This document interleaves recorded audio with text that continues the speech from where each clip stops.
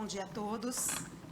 Eu sou Rose Ramires, eu sou advogada, eu trabalho com direito imobiliário e regularização imobiliária há 20 anos e desde 2009 nós temos trabalhos voltados para a regularização fundiária e eu sou empreendedora, faço parte de vários equipes, vários grupos de regularização fundiária e nós, dentro da Ramires Regularizações, temos a minha visão empreendedora, que eu quero tudo, mas também temos a nossa urbanista, a Ângela Ramires, que ela tem uma experiência de 15 anos dentro do poder público, trabalhando com áreas de risco, com desocupações, com as possíveis regularizações que se tinham.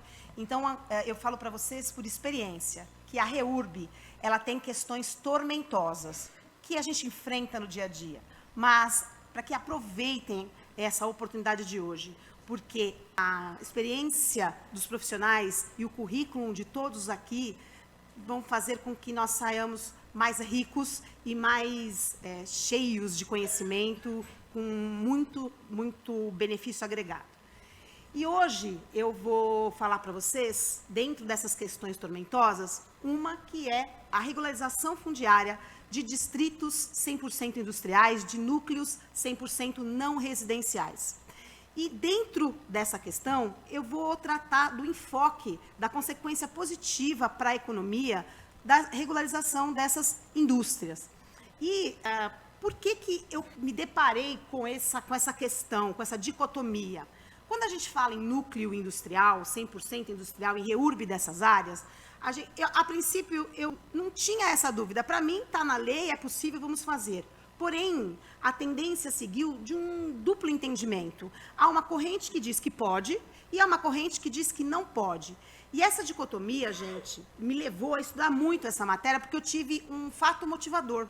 Eu, há uns 2 anos atrás, fui contatada para a regularização de um distrito 100% industrial, todo mundo feliz da vida, empresários querendo, município querendo. E aí, nas nossas recomendações, eu fui lá conversar com o registrador local. E ele me disse assim, doutora, aqui, doutora, eu exijo uma lei municipal para que eu me sinta seguro. Vejam, eu não estou aqui fazendo críticas, até porque eu senti a dor daquele registrador, de uma novidade, a regularização fundiária é uma lei nova. Então, ele se sentiria mais seguro se tivesse uma lei municipal que dissesse claramente essa possibilidade. E eu, como empreendedora, falo, gente, não é possível, se eu não preciso de lei nem para pôr a REURB em prática, eu uso a lei federal direto, para que para um assunto que está inserido na lei de regulação fundiária, eu vou ter que ter uma lei municipal? Mas o meu lado empresário falou mais alto, e aí eu ofereci meus préstimos para o município, e essa lei municipal saiu de lá. Mas aquilo me incomodou, porque também estudiosa da matéria, eu fui tentar entender de onde vinha isso e como a gente poderia resolver essa questão. Por quê? Porque em outra situação, eu poderia não ter a solução que eu encontrei, mas eu me deparei. Afinal, gente, pode ou não pode? Existe uma restrição legal para um distrito 100% industrial ser regularizado ou isso é um paradigma? Então, antes que a gente parta para a resposta dessa pergunta, eu vou tentar trazer alguns aspectos para que os senhores mesmos cheguem às suas próprias conclusões. Então, vamos lá. De onde vem essa dúvida? Na minha opinião, que na verdade eu repito aqui, não estou aqui para esgotar a matéria, mas para a gente fomentar o debate, na minha opinião, isso vem de uma leitura rasa da lei, de um apego à norma e à forma e uma visão arraigada às leis anteriores, da forma como elas eram, do enfoque de moradia que as leis anteriores, especialmente a 11.977, tinha sobre esse olhar da regularização, nos assentamentos humanos, na questão da função social da moradia, na questão do benefício para o baixa renda. E falando em leis, o que nós tínhamos era um cabedal legislativo que desde a Lei 6766 veio tratando do parcelamento do solo, com a Constituição Federal reconhecendo o direito à propriedade. Nós temos aí o Estatuto das Cidades, a própria Lei 11.977 que eu citei aqui agora. Nós tivemos aí, nesse período todo, a tipificação de crime. E aí eu pergunto para os senhores, resolveu toda essa legislação, conseguiu atingir o seu objetivo, da gente ter cidades mais bem organizadas, de a gente de evitar as invasões e os loteamentos? Nós conseguimos isso? Não, senhores. Muitas leis e pouca solução. Por quê? Porque nós não tivemos a contrapartida da fiscalização. E aí, qual é o resultado? O resultado é o quadro atual que nós temos da regularização fundiária, com aqueles números mágicos, né, de irregularidade, milhares de ações judiciais de particulares, de questão de propriedade, de posse, e também dezenas de ações civis públicas. E aqui a gente não está falando do mérito, nós estamos dizendo as consequências práticas. Ação civil pública de infraestrutura, para demolição, para a questão das áreas de risco, da responsabilidade do município e uma série de situações, inclusive até ações do Tribunal de Contas de responsabilidade. Chegavam onde? Em desocupações, em demolições, em multas, e nós tínhamos essa situação. E aí veio a Lei 13 e trouxe o enfrentamento da realidade. E esse enfrentamento da realidade, gente, nós temos uma série de situações.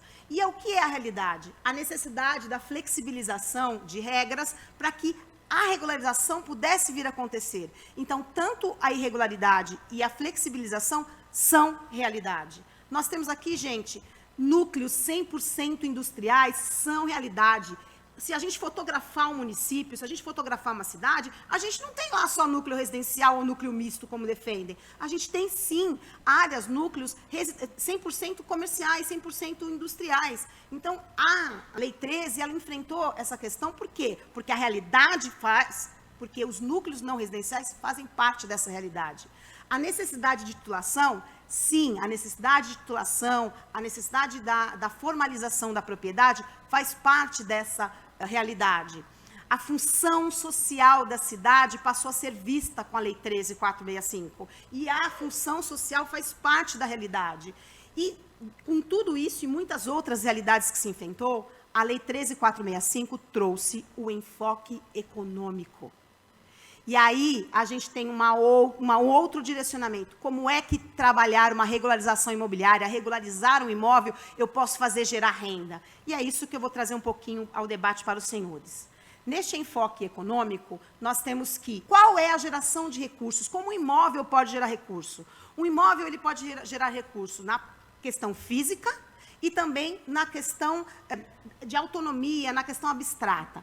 Os imóveis irregulares, senhores, eles perdem toda a parte da riqueza, da autonomia, da riqueza oculta, da possibilidade de gerar receita da forma abstrata. Para os imóveis irregulares, a gente só tem a possibilidade de obter geração de renda e receita com a situação física. E o que é isso? Alugando o seu imóvel, trocando a destinação, o imóvel que é domicílio passa a ser totalmente ou parte dele um imóvel comercial. Ah, mas isso não existe. Existe sim. Agora, quantas casas que tem a parte da frente, a garagem ali, com uma pastelaria, com um puxadinho, com um comércio? Então, nós temos essas situações. Ah, mas não consegue alvará. Desde a lei de liberdade econômica, nós temos a possibilidade de pontos comerciais de mês serem formadas dentro de espaços de até menos de 40%. Então, a gente percebe que essa lei de fomento da economia, ela é de 2019, e eu, assim, estudando, eu entendo que já é um reflexo dessa questão de valorização do potencial econômico dos imóveis, porque agora eu permito que os empresários, que hoje no Brasil são 70%, estão nessa categoria. E também a gente não pode esquecer, gente, o potencial de geração de receita das comunidades. Muito bem. E se eu conseguisse, senhores, regularizar esses imóveis que eu acabei de mencionar aqui, que só tinham a existência física como gerador de receita? Eu tenho o quê? Eu tenho benefícios financeiros diretos, não só na garantia de empréstimos, mas também no aumento de postos de trabalho. Eu posso conseguir um capital de giro, eu posso conseguir investimentos e aplicar em treinamento, e aplicar em formação e informação, e também, com tudo isso, eu consigo fomentar a economia. E aí, a gente pergunta, mas e a propriedade? Você já me disse que um imóvel regular, ele consegue ter todo esse acesso econômico. E o que é a propriedade? Então, por que a gente pensa tanto na regularização da propriedade? Porque as empresas vivem aí com os seus imóveis irregulares. Vejam, o enfoque econômico, ele traz a função social da propriedade. Se nós tínhamos, na lei anterior, a função social da moradia, nós temos na Lei 13 a função social da propriedade. Isso está muito evidenciado na exposição de motivos. Lá na exposição de motivos, do item 87, salvo engano, a gente tem muito claro os imóveis regularizados, a titulação e a propriedade, elas fazem parte, elas vão possibilitar, na verdade, vão permitir que os imóveis se tornem o maior capital econômico do país. E é por isso que a gente tem que enfrentar e entender que a função social da propriedade é tão importante quanto a função social da moradia. Porque a economia do Brasil pode sim, e no futuro pode ser calcada nessa questão de você poder utilizar a face oculta dos imóveis como forma de gerar renda. E aí a gente tem um imóvel registrado. E por que então o imóvel registrado é tão importante? Só porque ele vai valer mais no mercado? Não. O imóvel registrado, você consegue ter uma segurança para as relações comerciais, mesmo que não envolvam os imóveis. As pessoas passam a poder ser responsabilizadas para o cumprimento das obrigações que elas assumem. Elas passam a poder ter com o seu imóvel um acesso a ativos econômicos. Então, por isso que essa formalização ela é muito importante. Gente, a propriedade não é só o teto. A propriedade, ela é produtora de capital, nessa linha de raciocínio da função social da propriedade e desse enfoque econômico da Lei 13.465. E nessa situação de produção de capital, a gente tem que pensar que capital não é só dinheiro. Dinheiro e bens não são capital. Capital é quando você consegue transformar, multiplicar a renda através daquilo que você tem. Então, quando o imóvel ele passa a ser gerador de renda, multiplicando receita e riqueza, aí sim ele se transforma em capital. Muito bem. A propriedade, como eu já disse aqui para vocês, ela não é só o teto local e ela possui essa existência oculta, essa forma de conseguir acesso à economia produtora de capital. E essa ideia foi muito difundida por Hernando Soto, que trata o título formal como uma oportunidade de aumento da receita e da renda. Mas aí a pergunta, que diferença faz isso para a economia? E o que eu, com REURB, tenho a ver com isso? Faz muita diferença para a economia. Mas antes da gente responder a segunda, o que a REURB tem com isso, nós vamos passar para algumas questões aí que vão ajudar vocês mesmos a chegar a essa conclusão. O Brasil é o 10º parque industrial do mundo, com dados da ONU de 2009.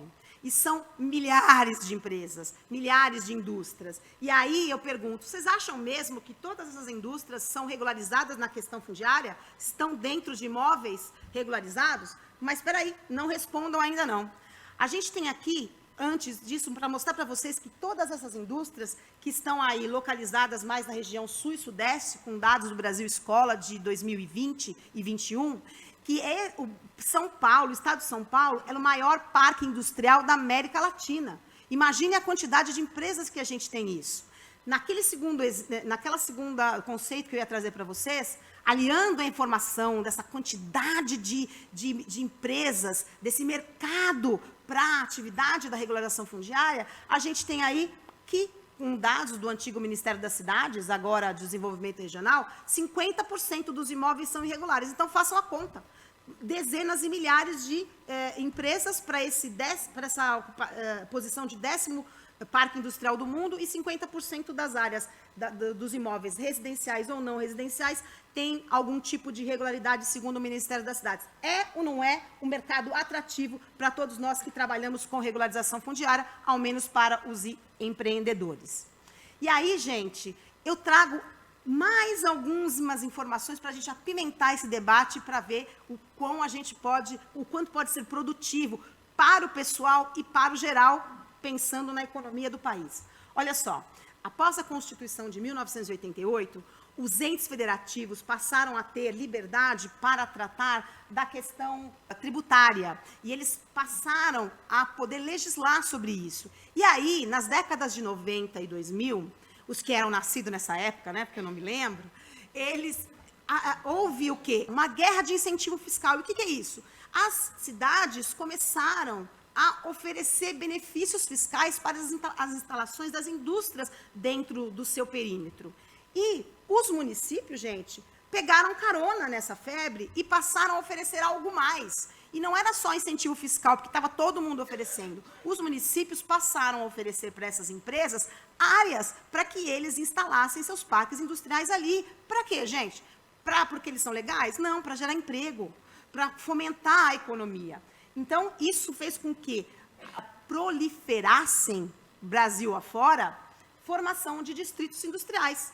tanto em áreas públicas como em áreas privadas. E por quê? Porque muitas vezes o município não tinha área pública suficiente, então o que ele fazia? Entrava com a desapropriação para que ele pudesse ter área a dispor para oferecer para esses empresários, para que, em contrapartida, viesse emprego, viesse diretos e indiretos, geração de rendas e recolhimento de impostos, porque não se engane, até em área pública não regularizada, muitos municípios emitiam IPTU, entre outros impostos que envolvem uma empresa.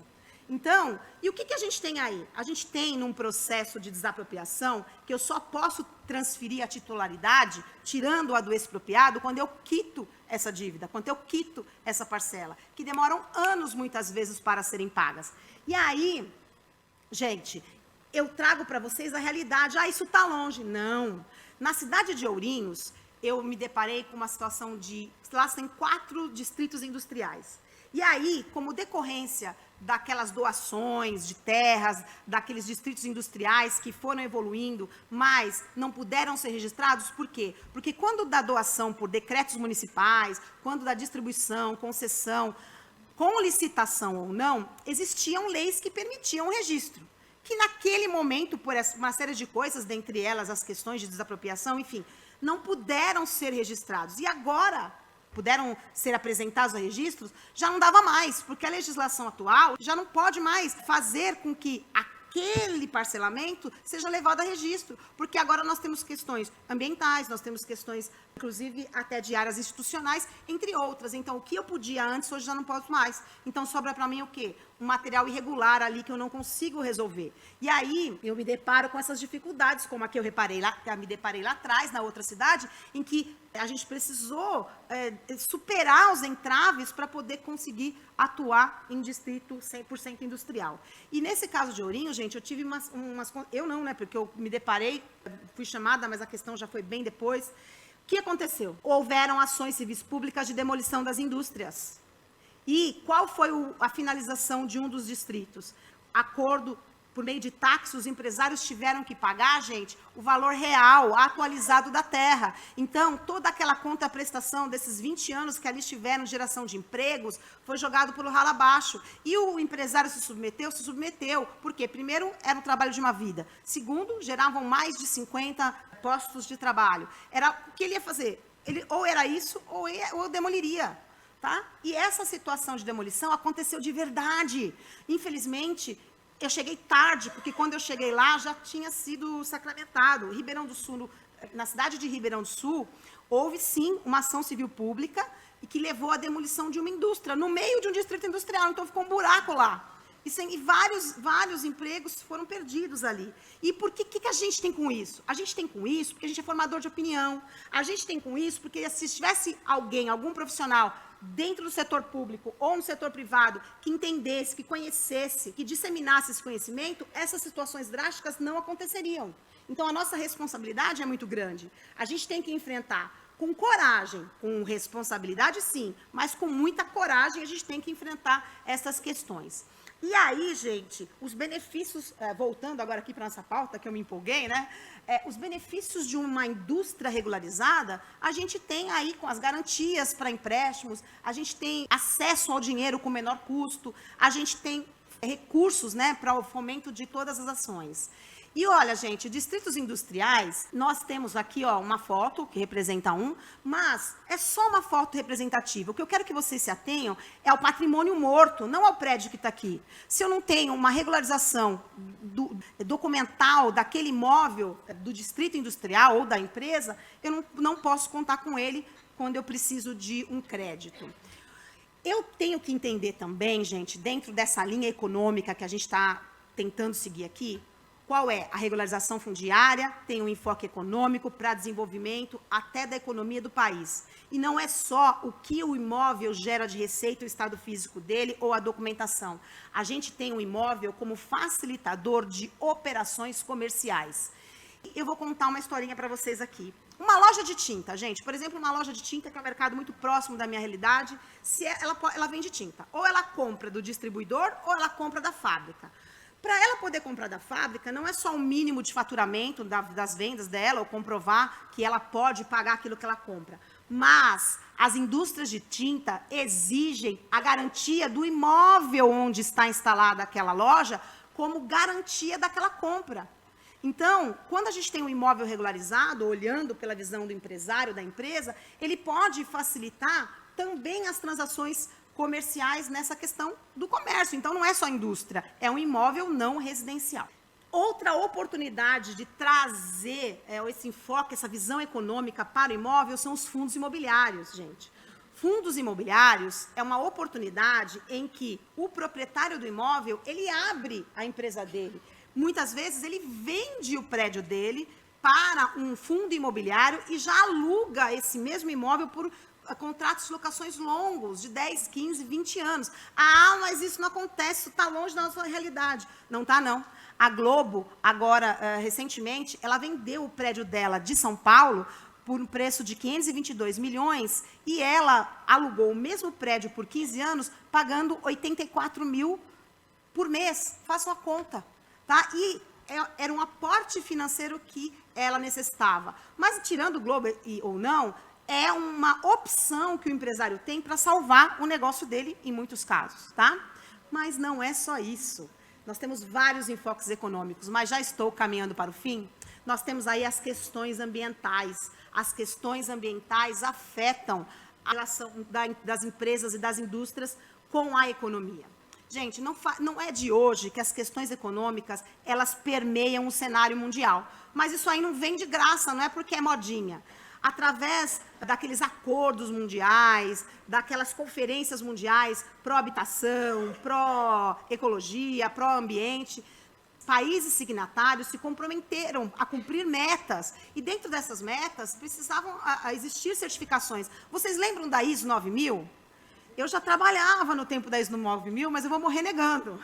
Só que as certificações começaram a ser mais complexas e também não só na área de qualidade, mas também passaram a integrar as questões ambientais. E quando eu digo para vocês que as questões ambientais estão relacionadas com a regularização fundiária, eu não estou só dizendo da regularidade da propriedade de um imóvel que vende a floresta em pé. Não, eu não estou dizendo isso. Eu estou dizendo que há algo de novo no mundo dos negócios, na economia.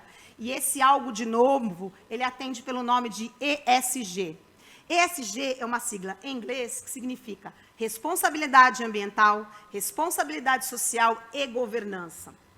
Muito bonito isso, né? Mas isso não é o futuro, já é hoje. Esses princípios, quando uma empresa segue esses princípios, ela passa a ter comercialmente um valor agregado. Se você é uma empresa que você respeita o meio ambiente, que você tem ações sociais, que você trabalha de forma ética, você se enquadra dentro desses princípios. E vamos lá, uma empresa com imóvel irregular, não registrado, dá para se enquadrar nisso? Não. E o que a REURB tem com isso? O que a regularização fundiária tem com isso? Tem que a Lei 13.465 de 2017, gente, ela trabalhou também com essas questões. Ela agrega não só a questão da moradia, não só a questão da propriedade, mas ela traz também um cunho ambiental, ela traz também uma questão social. Por quê? Porque lá, quando a gente está trabalhando o PRF da gente, o que a gente tem que fazer? A gente tem que fazer um diagnóstico de área? A gente não tem que fazer um laudo de desconformidade e propor soluções? Nós temos. Então, quando a gente propõe solução e apresenta um cronograma de obras, o que a gente está levando para aquele núcleo? Numa visão geral, está sendo levada infraestrutura. E com a infraestrutura, você leva saneamento básico, você leva água potável, você leva a coleta de lixo. E tudo isso, gente, colabora com o quê? Para o meio ambiente. Então, uma indústria, um comércio que está numa área que é regularizada, que aquele cronograma de obra é cumprido, que a infraestrutura é feita, e se há uma mitigação ambiental, uma compensação ambiental também está inserido, a gente está em prol do meio ambiente, sim. E aí nós temos condições de fazer com que essa empresa, que essa indústria, enquadrem-se dentro desses princípios. Porque até nas parcerias, nesse mundo globalizado que nós temos, uma indústria nacional pode ter um contrato, uma relação comercial com outras de outros países, e muitas vezes esses princípios eles são exigidos, e aí a regularização fundiária tem muito a ver com isso. Então, gente, eu entendo que você negar a regularização fundiária de distritos industriais ou exigir burocracias colocando entraves, delongando as finalizações, é você trazer uma questão externa para dentro da regularização fundiária, uma problemática que não pode atrapalhar os processos de regularização fundiária das áreas, das empresas, dos distritos, dos núcleos não residenciais. E se a gente tender a esse posicionamento, é a gente esvaziar o Instituto.